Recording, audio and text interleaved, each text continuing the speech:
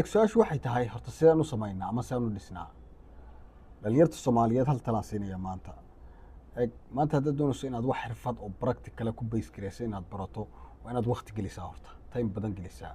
yaa maanta adduunyada waxaa jira intaasoo platform oo e-learning ah oo online wax kaga baranayso oo basiida xirfadda aad doonayso ood qaadan karto.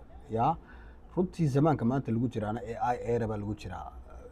early 2000 markii 2000aadkii waqtiyadii hore .com era baa lagu jiray website-yada iyo sida adduunyadu waxa internet of things waxyaabahaasi aad focuska u saarasay oo loo kala hordheereynayay. Zamaanka maanta jirana imika waxaa loo kala dheereynayaa waxa AI-ga la yidhaha artificial intelligence-ka iyo automation-ka.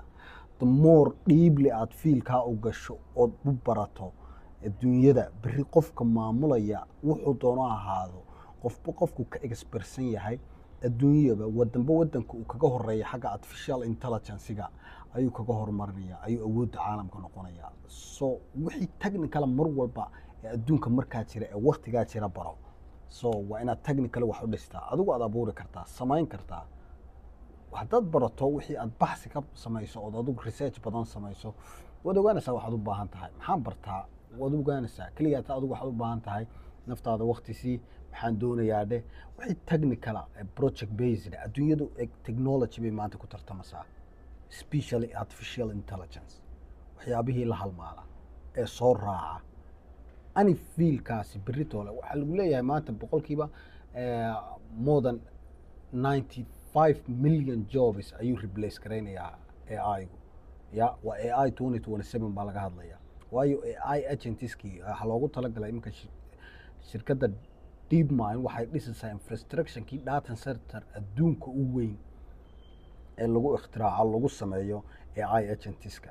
marka AI 2027 AI agentiska waa ku hayaa waxyaabo badan baa la isku hayaa waqtiga oo jira oo aan la sheegi karin. laakiin zamaanka waqtiga markuu halkaa marayo waa sanad baa kaaga haray, at least sanad iyo dhowr bilood. maxay tahay? waa naftaada waqti geli. hadda waad samayn kartaa. intaas ku dadaal in aad wixii technicala ee la xidhiidha technology-ga ee practically aad u samayn karto adigu aad dhisto. okay, naftaada update garee mar walba. inaad waqtiga la socotaa waa muhiim. aad baa kuu salaamay. khayr baa iska ognahay.